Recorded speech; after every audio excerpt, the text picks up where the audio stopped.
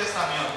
O Espírito sobreveio, o Espírito repousou, o Espírito desceu, o Espírito se apoderou, o Espírito lhe envolveu, o Espírito lhe impeliu, o Espírito manifestou. Eram assim as manifestações do Espírito de Deus no Antigo Testamento.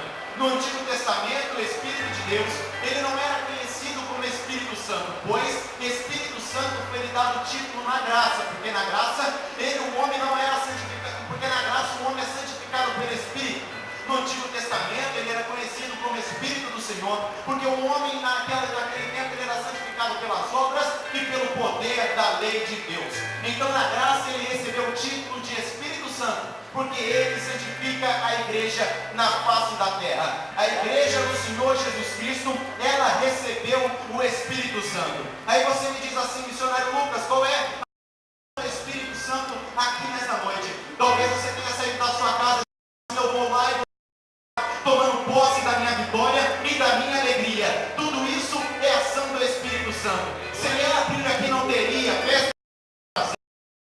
sem graça, sem autoridade, você não estaria sorrindo, o seu glória não teria sentido. A ação de ficar em um lugar como esse, um lugar tão apertado, pelo número de pessoas que temos aqui nessa noite, nada disso teria razão. O que nos trouxe aqui foi o preenchimento dele, o Espírito Santo de Deus. Então, no Antigo Testamento, ele desceu sobre 5 pessoas. Aí você me diz, qual foi esse grupo de 5 pessoas? A primeira pessoa recebeu o Espírito de Deus no Antigo Testamento.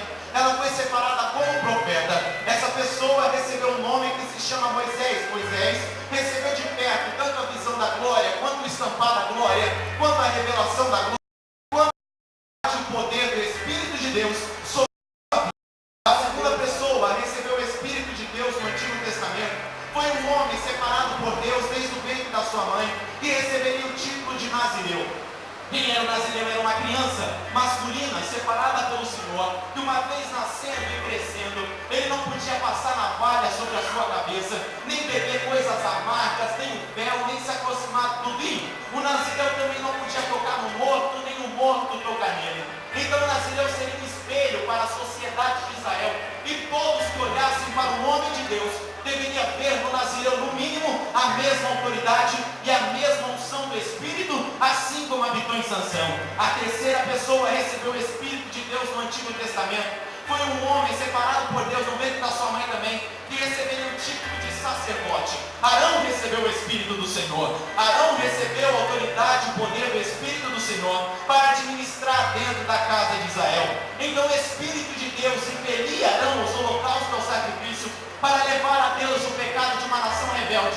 E o mesmo Espírito refrigerava pela manifestação do seu poder. A quarta pessoa recebeu o Espírito de Deus no Antigo Testamento. Foi um homem separado por Deus que se dava a ele o título de monarquia. Davi, até então uma criança, um jovem, um homem, que passou a ser o primeiro líder escolhido segundo o coração de Deus, recebeu da presença de Deus uma presença eficaz do Espírito Santo. Na vida de Davi, o Espírito de Deus operou de forma tremenda, porque Davi não era só um rei, Davi era cantor. Davi não era só um cantor, Davi era compositor.